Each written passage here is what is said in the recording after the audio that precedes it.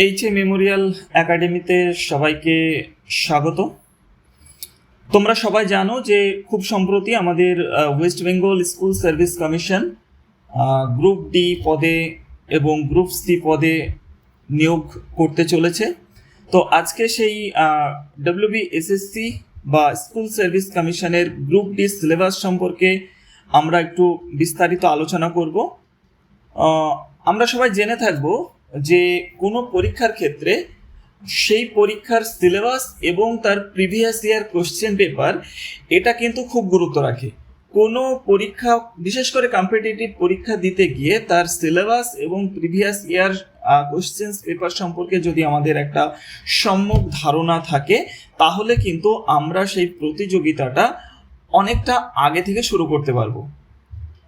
সেই জন্যে আজকে আমাদের এই সিলেবাস সম্পর্কে আজকে আলোচনা করব এবং তার সাথে সাথে 2017 সালের গ্রুপ ডি পরীক্ষার যে প্রশ্নপত্র ছিল সেটা সম্পর্কেও আলোচনা করব। তো চলো শুরু করা যাক। প্রথমেই যেটা দিয়ে শুরু হবে সেটা হচ্ছে জেনারেল নলেজ। গ্রুপ ডি পরীক্ষা মূলত 45 নম্বরের পরীক্ষা হয়। রিটেন যে এক্সামটা হয় গ্রুপ ডি পদের সেই পরীক্ষাটা হয় 44 মার্কসের এবং যেখানে 3টে ডিভিশন থাকে। ফার্স্ট জেনারেল নলেজ বা জিকের জন্য বরাদ্দ থাকে 15 মার্কস, এই যে 15 মার্কস। নেক্সট থাকে কারেন্ট অ্যাফেয়ার্স, তার জন্য বরাদ্দ থাকে 15 মার্কস। নেক্সট থাকে অ্যারিথমেটিক অর্থাৎ পাটিগণিত, যার জন্য বরাদ্দ থাকে 15 মার্কস। এবার মজাটা হচ্ছে এই যে জিকের যে পার্টটা তাতে তো 15 নম্বরের কোশ্চেন্স থাকছেই, তার সাথে সাথে আমরা যদি প্রিভিয়াস ইয়ারটা দেখি তাহলে দেখবো যে কারেন্ট অ্যাফেয়ার্সের জন্য যে বরাদ্দ 15 মার্কস তাতেও কিন্তু মাত্র 4 থেকে 5টা কারেন্ট অ্যাফেয়ার্স বা 6টা কারেন্ট অ্যাফেয়ার্স থাকছে, বাকি 8 থেকে 10টা কিন্তু জিকের কোশ্চেন্সই থাকছে। ঠিক আছে, তাহলে আমাদের এই জেনারেল নলেজের উপরে কিন্তু আমাদের একটা ভালো দখল থাকতে হবে। প্লাস সময় যেহেতু খুব বেশি নেই, সম্ভবত সেপ্টেম্বর মাসের প্রথম সপ্তাহে পরীক্ষা হতে চলেছে, অর্থাৎ সব মিলে আমাদের হাতে হয়তো আর 1-1.5 মাস সময় আছে। তো সেক্ষেত্রে আমরা এই কম সময়ে কিভাবে আমাদের সিলেবাসটা রেডি করতে পারবো সেই বিষয়ে কিন্তু আমরা আজকে আলোচনা করব।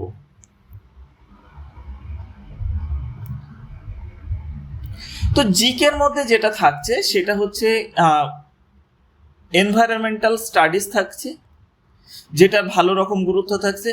নেক্সট যেটা বায়োলজির কিন্তু 17 সালে বায়োলজির উপরে খুব গুরুত্ব দিয়েছিল এবং বায়োলজি থেকে অনেক কটা কোশ্চেন্স কিন্তু ছিল। তার সাথে সাথে ফিজিক্স থেকে একটা কোশ্চেন ছিল, হিস্ট্রি থেকে থাকবে,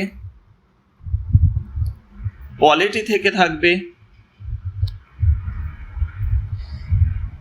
এর সাথে সাথে জিওগ্রাফি থেকে অনেক কোশ্চেন্স ছিল। জিওগ্রাফি কিন্তু বিশেষ করে যেটা আমাদের ফিজিক্যাল জিওগ্রাফি সেখান থেকেও কিছু কোশ্চেন্স ছিল এবং সাথে সাথে যেটা আমাদের ইকোনমিক বা হিউম্যান জিওগ্রাফি সেখান থেকেও আমাদের ভালো রকম কিন্তু কোশ্চেন্স আগের বারের এক্সামে ছিল। আর যে কারেন্ট অ্যাফেয়ার্স বলা হচ্ছে, কারেন্ট অ্যাফেয়ার্সের মধ্যে মূলত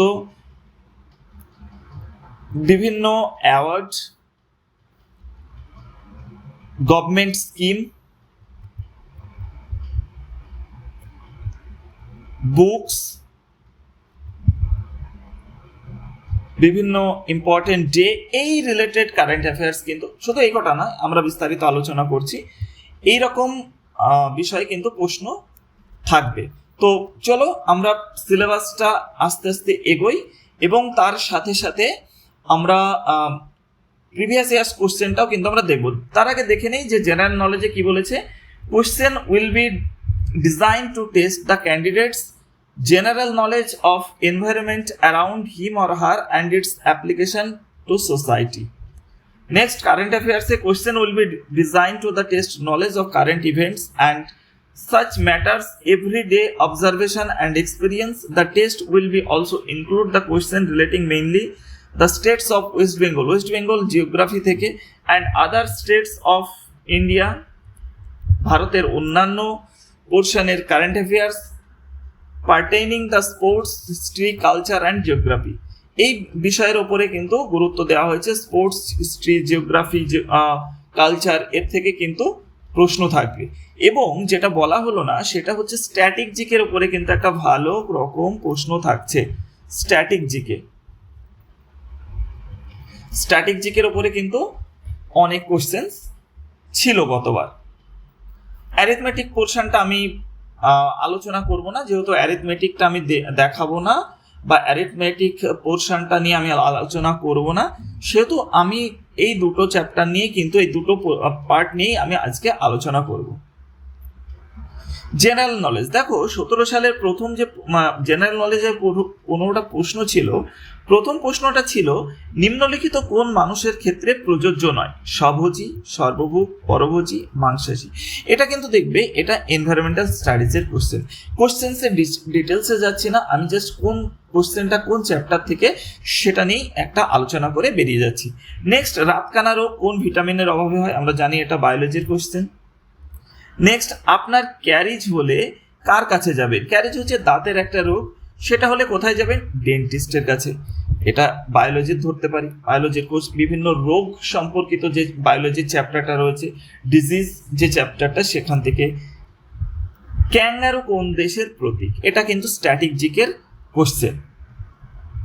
টোফু কিসের তৈরি? টোফু অনেকটা ওই যেটাকে আমরা পনির বলি, পনির টাইপের, সেটা সয়াবিন দিয়ে তৈরি। এটাও কিন্তু স্ট্যাটিক জিকে হিসেবে ধরতে পারি। আবার যদি আমরা এনভায়রনমেন্টাল বা বায়োলজির মধ্যে ধরি, সেটাও কিন্তু ধরতে পারি। পৃথিবীর গভীরতম হ্রদ কোনটি? এটা জিওগ্রাফিরও হতে পারে, স্ট্যাটিক জিকেরও হতে পারে। কোন স্তন্যপায়ী ডিম পাড়ে? Static GK. ভারতীয় সংবিধানের মুখ্য স্থপতি কে ছিলেন? ইন্ডিয়ান পলিটির কোশ্চেন। নিম্নলিখিত কোন রোগটির ব্যাকটেরিয়া সংক্রমণ হয়? এই ডিজিজ চ্যাপ্টারটা থেকেই। বিগ ব্যাং থিওরি কি বিবৃতি করে? ফিজিক্সের কোশ্চেন। ভূমিকম্পের তীব্রতা মাপা হয় কোন যন্ত্র দিয়ে? জিওগ্রাফির কোশ্চেন। পর্ণমোচী গাছে কি হয়? জিওগ্রাফির কোশ্চেন।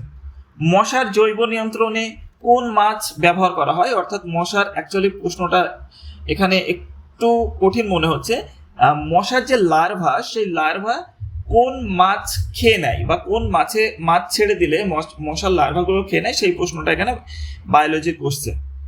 ভোপাল গ্যাস দুর্ঘটনা কারণ ছিল এমআইসি গ্যাস নিঃসরণ। এমআইসির ফুল ফর্ম কি? এটা কিন্তু এনভায়রনমেন্টাল স্টাডিজের কোশ্চেন। আর 15 নম্বর কোশ্চেনটা হচ্ছে গ্রিন হাউস গ্যাস কোনটি নয়? এটা কিন্তু এনভায়রনমেন্টাল কোশ্চেন। দেখো এখানে অনেক কটা কিন্তু এনভায়রনমেন্টাল রিলেটেড কোশ্চেন রয়েছে। নেক্সট আমরা চলে যাব সাম্প্রতিক ঘটনাবলী বা কারেন্ট অ্যাফেয়ার্সে। কারেন্ট অ্যাফেয়ার্সে আমরা কি দেখতে পাবো? না, কারেন্ট অ্যাফেয়ার্সে এখানে কিন্তু একটা বইয়ের উল্লেখ আছে, প্লেইং ইট মাই ওয়ে গ্রন্থটির লেখককে। এটা বুকস কারেন্ট অ্যাফেয়ার্স থেকে দিয়েছে। নেক্সট, রাজ্য সরকারের মন্ত্রীরা কার কাছে যৌথভাবে দায়বদ্ধ থাকে?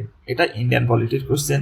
মোহনবাগান ক্লাব ব্রিটিশ দলকে হারিয়েছিল কত সালে, বা কত সালে ব্রিটিশ ক্লাবকে হারিয়ে শিল্ড জিতেছিল? ঐতিহাসিক যে শিল্ড, সেই শিল্ডটা জিতেছিল। এটা স্ট্যাটিক জিকে, এটা নিয়ে একটা বলিউড সিনেমাও হয়েছে।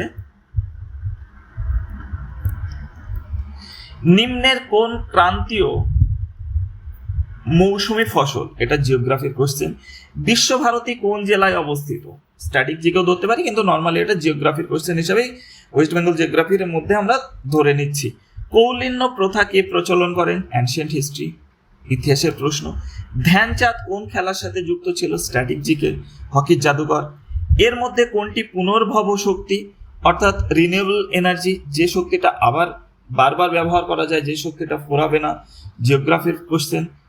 গতিধারা প্রকল্পটি কোন সরকার চালু করেছে? অর্থাৎ সাবসিডিতে গাড়ি কিনে দেওয়ার যে স্কিম, সেটা হচ্ছে আমাদের ওয়েস্ট বেঙ্গল গভর্নমেন্ট করেছিল।